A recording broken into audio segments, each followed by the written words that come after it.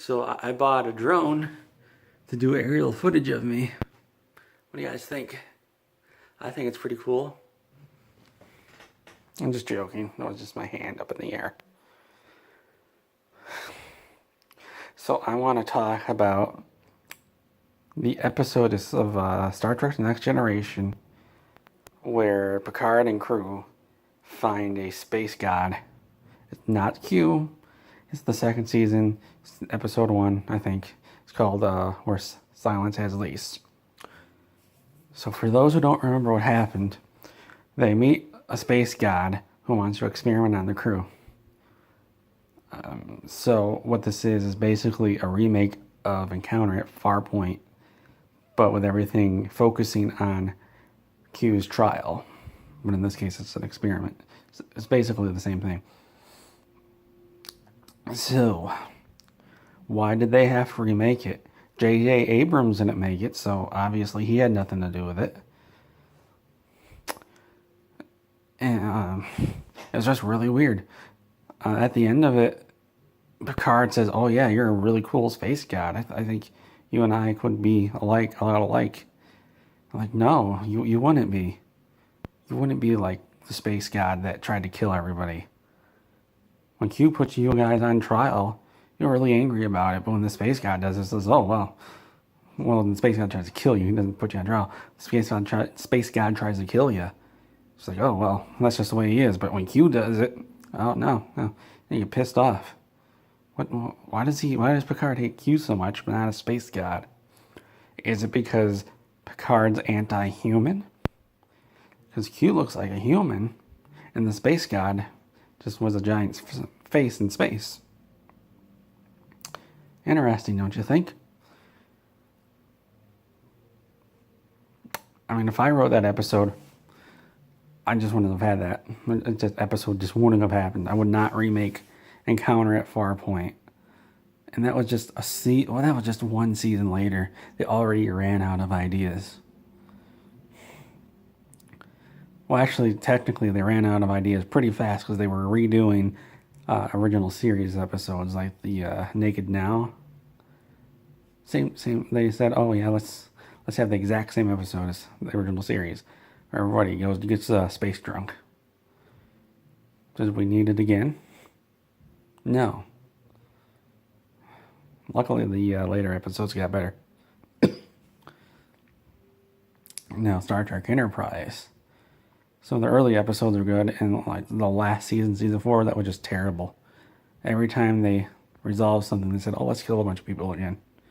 And they resolved that, let's kill a bunch of people again. And they resolved that, let's kill a bunch of people again. And then they resolved that, and suddenly the whole thing's on the holodeck with Riker. Bearded Riker. So I don't know why it sucked. Bearded Riker is cool. See, that's why Q didn't like Bearded Riker, because Bearded Riker was cool. He wasn't a giant jackass like Unbearded Riker. Q loved Unbearded Riker, because Unbearded Riker was so easy to make it angry. He's so volatile.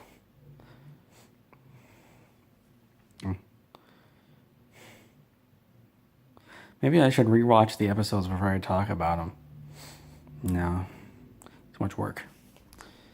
And this channel isn't about work. It's about talking about stuff nobody cares about and nobody will ever listen to. I'm just here to waste YouTube's hard drive space. You know, if I make up enough videos, I wonder if they'll run out of hard drive space. That'd be pretty funny. Anyway, let's talk about the last season of Enterprise. I could barely watch any of the episodes in that. It starts out with a damn World War II episode. For no reason at all. Let's go back in time to World War II. Like, if it was a two-parter, if those two-parters didn't exist, there'd be absolutely no change to the story. Because they arrive at Earth just like they were planning to. So what was the point of it all? There wasn't a point. Reset button at the end of it, except for everybody who died in Florida, which I already talked about, and Venezuela. I already talked about that, so I'm not going to talk about it anymore.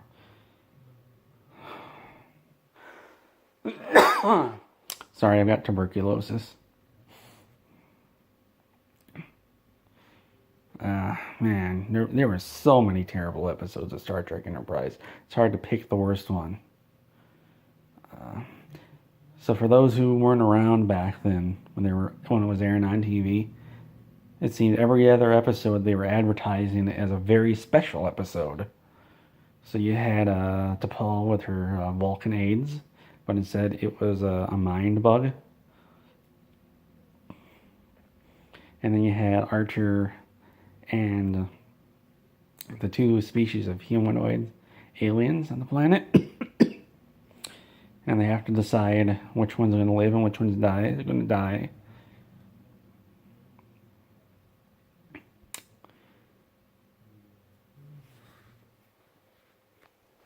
And then they decide not to give the cure to those people, even though they help other people survive. Apparently, as long as it's on one planet, if it's on one planet, it's like, who cares? They can die. But if it's off the planet, it's like, well, wait a second. You gotta save as many people as possible. They're off their planet.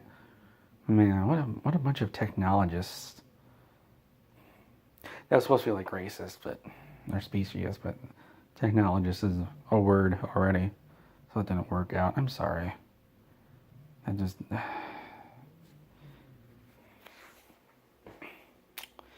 guess things never work out the way you think, do they? Like, I'm supposed to be covered in kittens right now. And I'm just really fat. Look, I can't even, look how big I am. This is a two-person bed, and I fill up the entire thing. Look at that. Look at, jeez. I can barely sit up. When I'm doing these videos where I'm sitting up, I'm actually in a harness that you can't see because I can't sit up under my own power.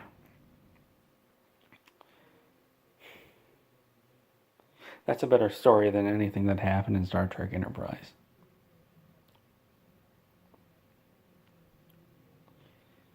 I guess there was some cool stuff in Star Trek Enterprise.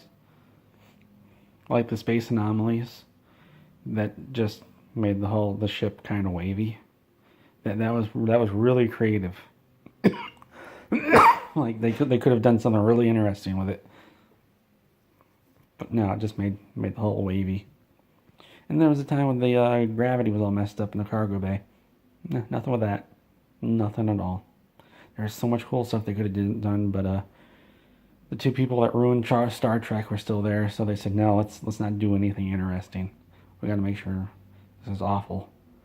We're making Nemesis, and we don't want this to look any better than Nemesis. And they succeeded. Which I guess is really sad, because Nemesis was terrible.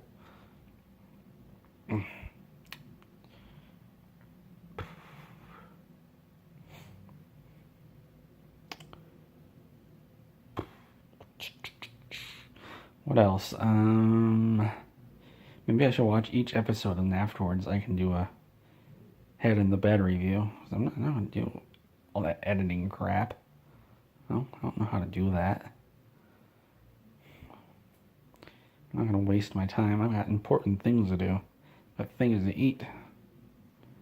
Posts to make on Reddit. Anyways, back to where Silence has lease. There's a part where Worf trying to get off the bridge, but he just keeps coming back in, and then he starts screaming like he's angry. That was an entire scene. There was no point to the scene. He was just stuck in there, and he was angry, and I guess that was the point, that he was stuck. I can't remember if it actually meant anything. I don't think it did. If I were Picard, I would have just blown the ship up regardless of what happened. Just said, you know what, let's just blow it up. Who cares? We'll just hit the reset button. Once Gene Roddenberry's gone, we'll make one good series, call it DS9, and then the rest of it's gonna be crap. I wonder who made DS9, because it wasn't the two guys that ruined Star Trek, that's for sure.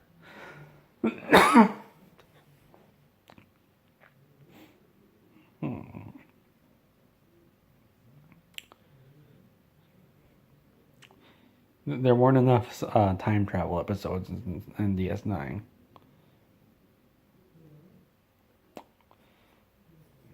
It's weird how sci-fi always has to have time travel. Because it kind of screws everything up. Like Star Trek Enterprise. Star Trek Enterprise had just too much time travel crap. And then they hit the reset button at the end of it, except for all the people in Florida. For no reason. Riker didn't know about that. That's why he's really happy. Everybody forgot that all those people died. They had one episode about it in the fourth season, and then the rest of the episodes is like it never happened. Very weird. In fact, I wouldn't be surprised if the writers forgot it happened. I forget a lot of stuff too. I need to take my